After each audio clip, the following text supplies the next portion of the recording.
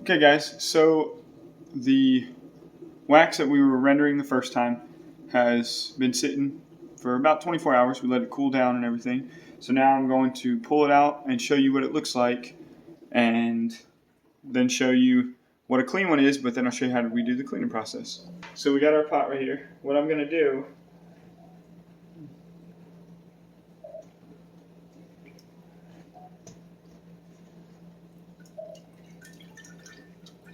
we have our nice chunk of beeswax. What I'm doing here, I'm just brushing off the gunk.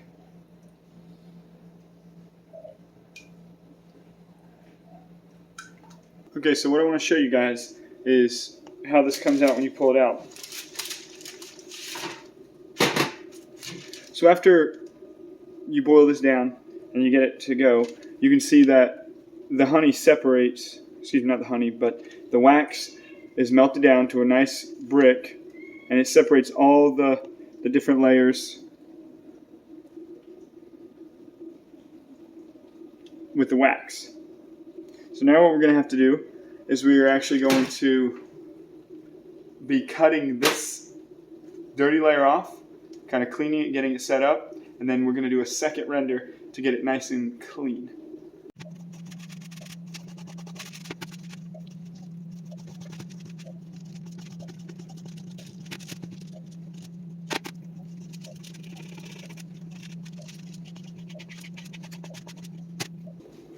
Alright, so as you guys can see, I scraped off all the layer. I got it, shown with the wax is, and we have a nice little disc from the wax that we broke down. So what we're going to do now is we're going to set up the double boiler that I use, or show you how I use it, and I'm going to melt this down and get it set up to pour over some mold to make it thinner, just to show you guys how it actually looks. Okay guys, so this is kind of what I use for my double boiler. It's just a regular pot that we have. And I take the other one and I put it in here, create that double boiler. Because what you want it to do is you don't want it to bubble or melt anything with the honey. You don't want to melt anything with the wax. So what you do is you create this double boiler, the water starts to boil and it's going to actually heat up and melt the wax. So what I'm going to do is I'm going to take it just kind of like this, and then I'm going to take a wax that we had, or cleaned it off, and I'm just going to kind of set it in there. It's gonna fill it in there. And what we'll see is as it's sitting in there, it'll start to melt, and it will give us, I guess, that nice clean beeswax, because it'll take all the deposits and kind of put them on the bottom. So.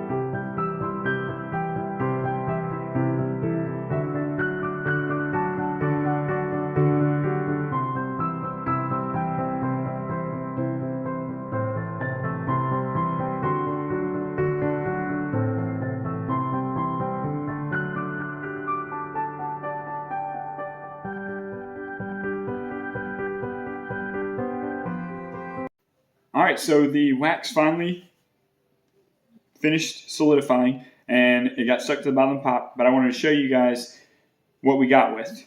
Alright, so here is the center of it. This is the wax. See how much cleaner it looks? It's still dirty. See how it's got all this crud that we didn't get off with it?